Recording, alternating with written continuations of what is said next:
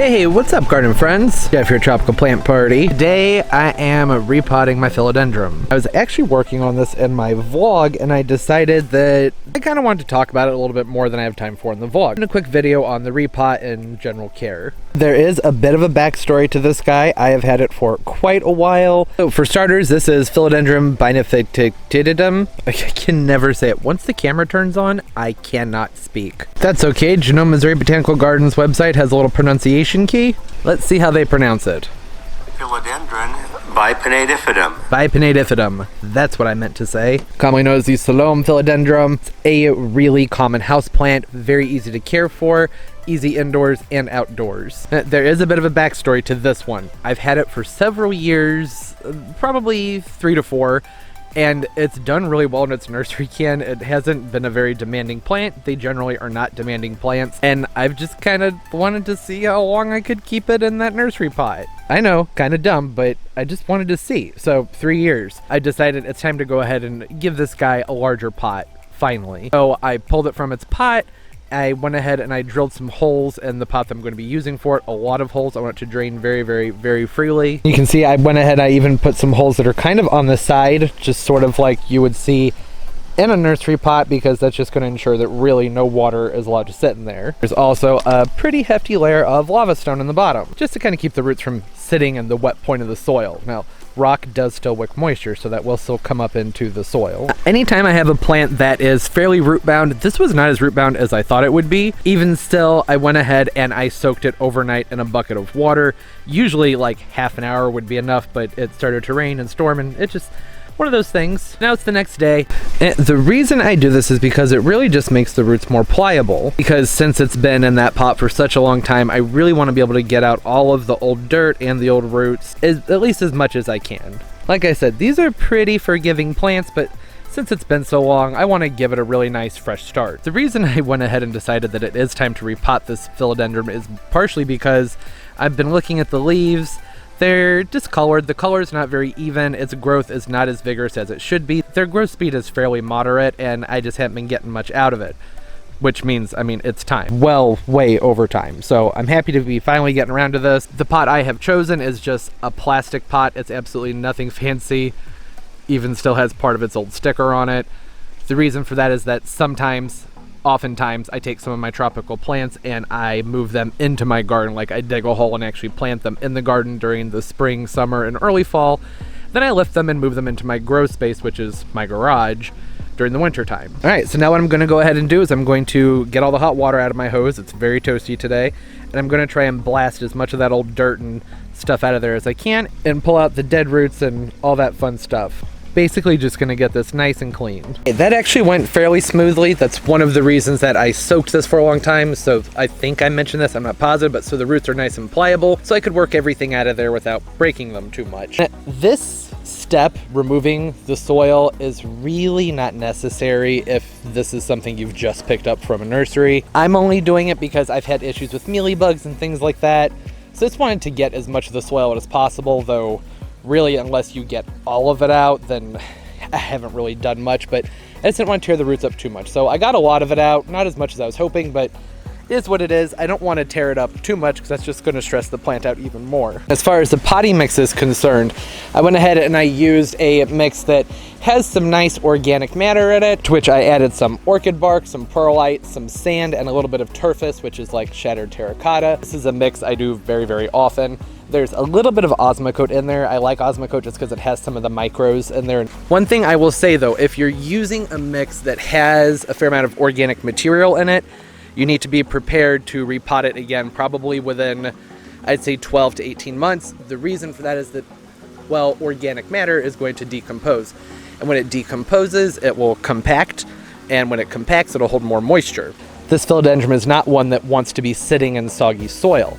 They like frequent irrigation, like to be watered a lot, but they don't want to be soaking wet for a prolonged period of time. So drainage, lots and lots of drainage. And that's why I amend it with materials that will help there be some more like air pockets and things in there, just to help keep it from clumping up.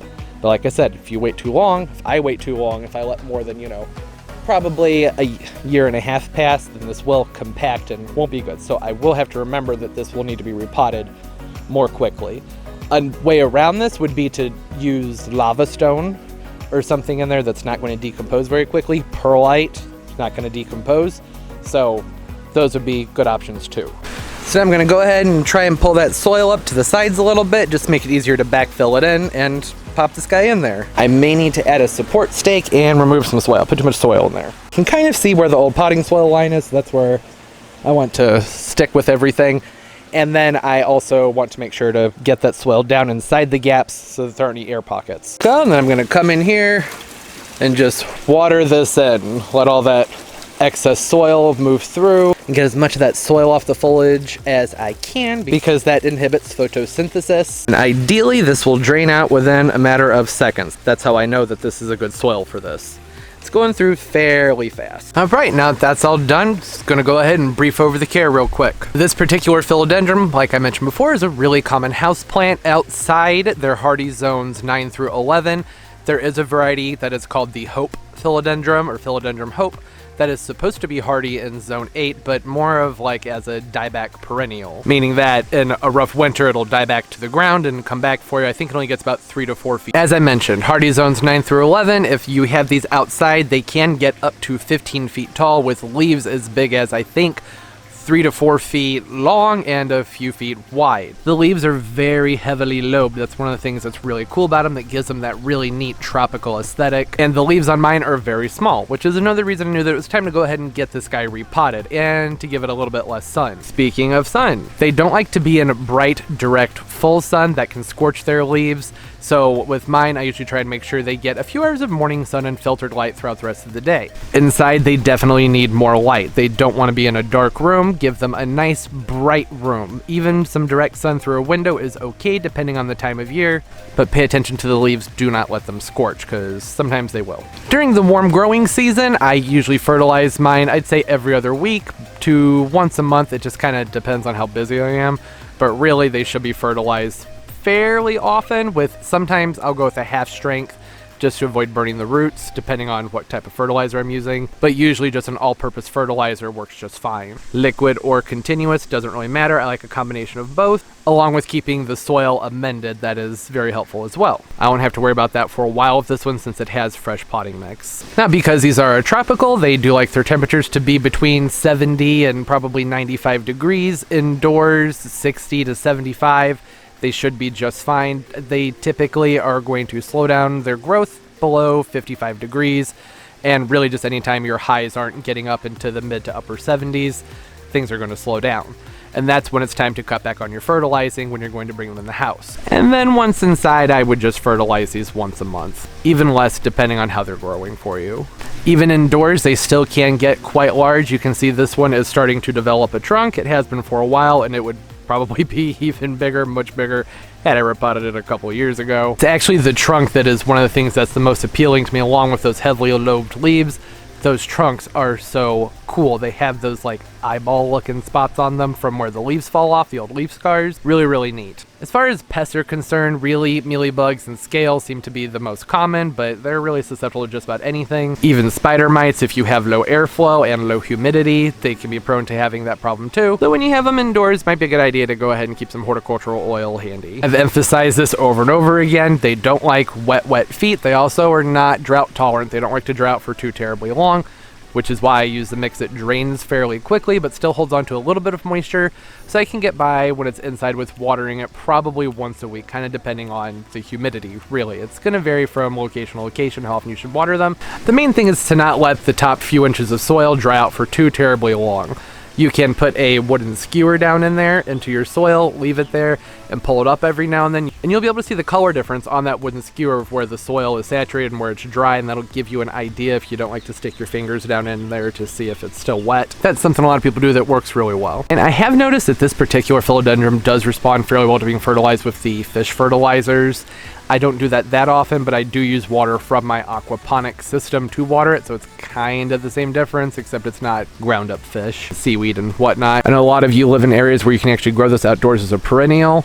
Do you have any? They're pretty cool. Oh, and if you live someplace where you can't grow this outside, there are various perennials you can grow to kind of substitute for the same appearance. Personally, I really like the acanthus. Acanthus mollis summer beauty is more heat tolerant. Acanthus spinosa also much more heat tolerant. They have heavily lobed leaves. Really, it just kind of depends on where you live though, so you want to research which varieties you get because some acanthus don't like heat. Most of them really don't like heat, at least not of the acanthus mollis. And they have really pretty flowers. It's not the same as the philodendron, but it does still give a really nice lush tropical look, and the leaves are kind of lobed. They're pretty heavily lobed on the spinosa, actually. But hey, I think that's gonna do it. Quick overview, brief rundown, repotting, care for. It's really a fun and easy plant to grow. It's really a great houseplant for people who are unsure of their growing capabilities because they tend to be quite forgiving. Don't you just love philodendrons? They're the best. Comment down below. Let me know what you've been doing with some of your houseplants. Comment down below just for the heck of it. I really enjoy talking to everybody and hearing what everybody's doing in their garden. Speaking of which, I'll put all my social media down below, down there in the roots of the video. Follow me and I'll follow you back. We can look at each other's plant pictures. It's a lot of fun seeing what everybody has going on in their gardens. And don't forget to leave the video a thumbs up. It helps so much. I really appreciate every single one of those. Thank you so much. Subscribe as well. It's down there. They upload multiple times a week. Oh, and don't forget to hit that notification bell, because if you don't, it won't tell you when I release new videos. And it defeats the point of subscribing. YouTube's weird like that. Alright, and as always everybody, most importantly, keep on growing. Bye bye.